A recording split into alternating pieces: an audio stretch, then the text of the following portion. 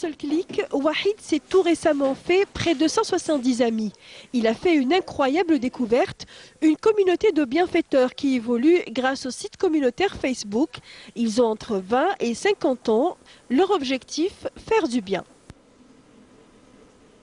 En fait, c'est par le biais d'amis qui ont partagé un lien sur ma page. Et voilà, dès le premier clic, ça a été, c'était phénoménal ce qu'ils faisaient, ça m'intéressait. Donc voilà, j'ai accepté la page et petit à petit, j'ai découvert ce qu'ils faisaient. J'ai vu qu'ils faisaient dans l'humanitaire et ça m'a touché. Wahid consulte la page de Nas El Khir car aujourd'hui, il va retrouver ses amis virtuels sur une plage, la plage de la Corniche à Bourj El Kifel.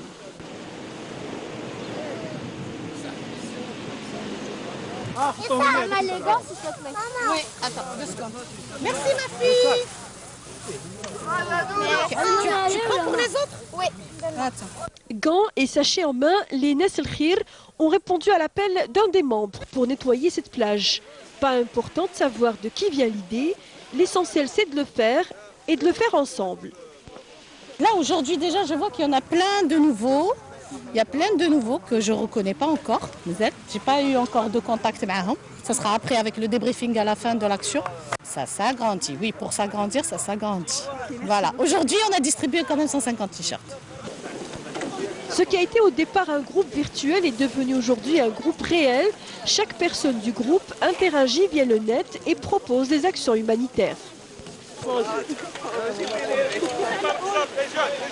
C'est tout le monde qui a à peu près une partie de responsabilité et c'est un travail de team. Il n'y a pas de peut-être des responsables, des chefs et tout ça. Non, c'est tout le monde en concert sur les opérations qu'on va faire et tout ça. Et puis c'est tout le monde qui a des idées, c'est ouvert à tout le monde. Sur Skype, on se retrouve, on se rencontre chaque jour.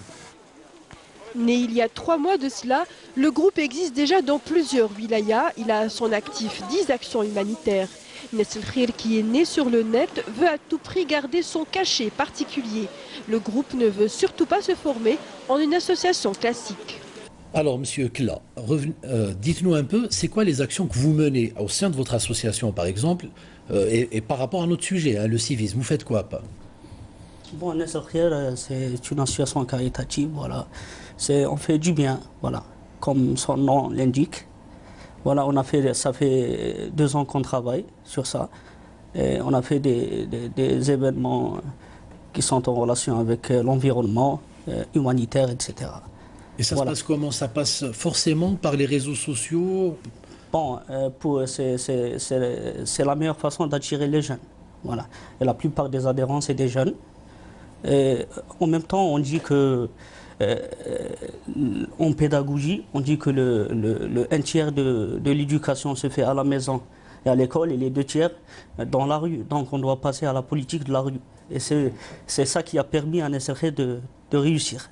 Et vous avez un peu choisi ces réseaux sociaux pour surfer un peu sur cette vague. Voilà. Et le civisme, si on va le définir d'une manière, si on va le vulgariser, eh bien c'est les bonnes manières.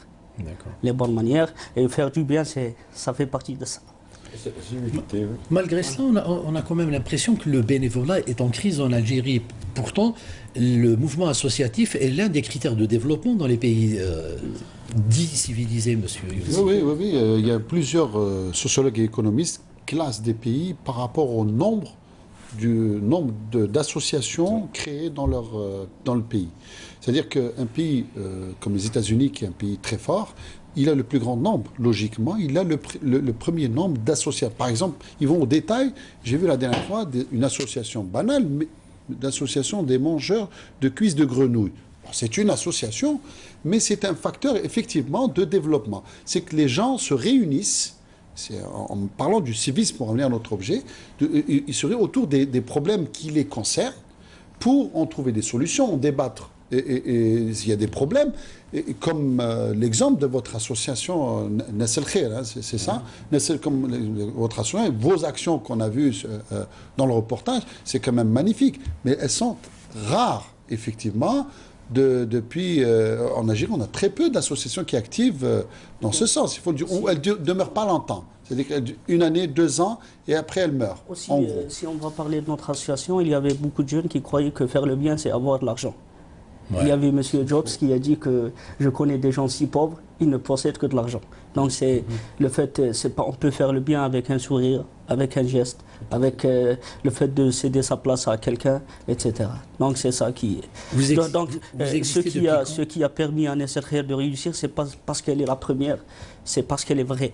Voilà, c'est ça. Est-ce que les bénévoles qui s'engagent avec vous, parce que je connais un certain nombre de bénévoles justement qui ont quitté cette association, ils la quittent pourquoi, monsieur Kella? Bon, c'est pas facile, voilà, mobiliser avec des jeunes des étudiants, des chômeurs, voilà, donc c'est l'individualisme voilà, c'est ça.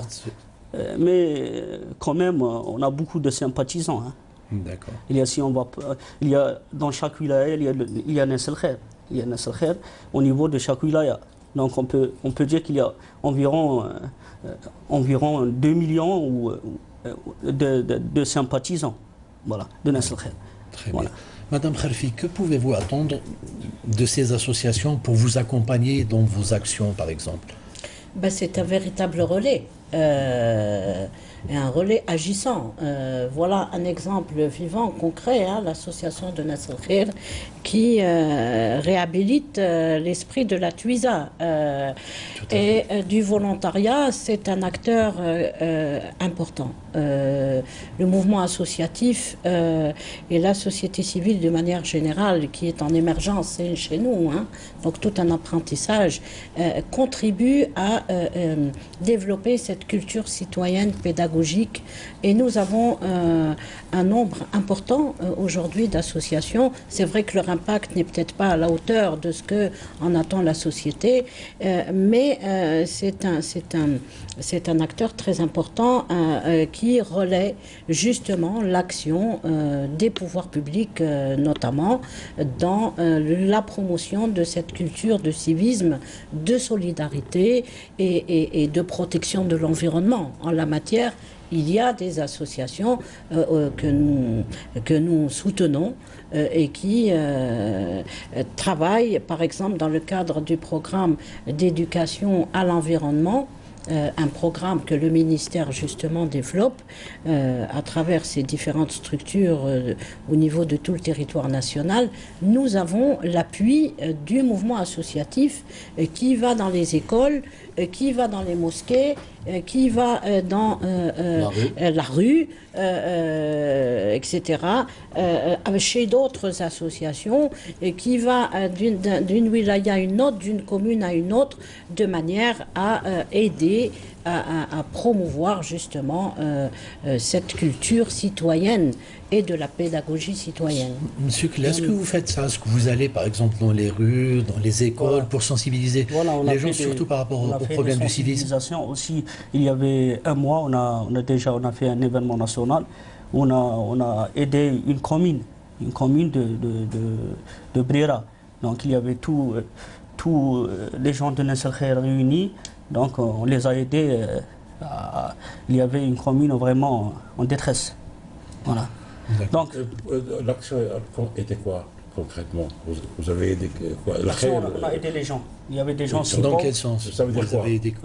Côté de la vie quotidienne, des matelas, de l'alimentation, des assiettes. Voilà. En fourneau, ça des fournitures. Voilà. Resto du cœur, parce que quand j'entends on a réussi à collecter environ 1 milliard de centimes. Voilà. Attendez, alors, expliquez-moi une chose, parce que alors, du coup je me sens à l'étranger. Ça fait 30 ans que tout le monde pleure le patrimoine. Je prends le symbole de l'Algérie, qui est le symbole universel, la Casbah d'Alger.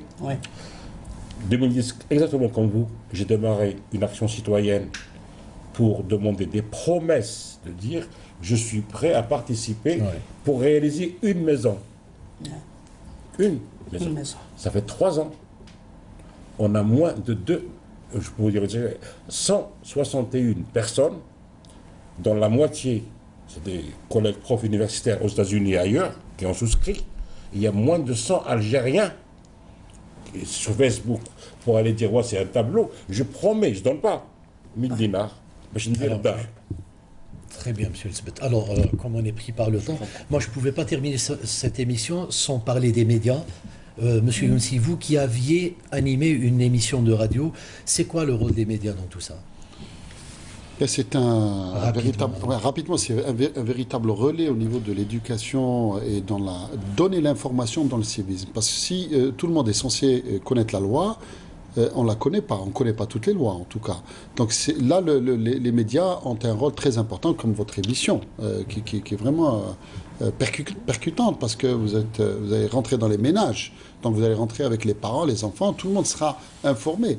Et donner cette conscience. En fait, c'est ça que je voulais, juste pour conclure, c'est de revenir sur la conscience de la chose. C'est-à-dire que nous avons besoin de ça pour vivre. Nous ne pouvons pas rester comme ça indéfiniment.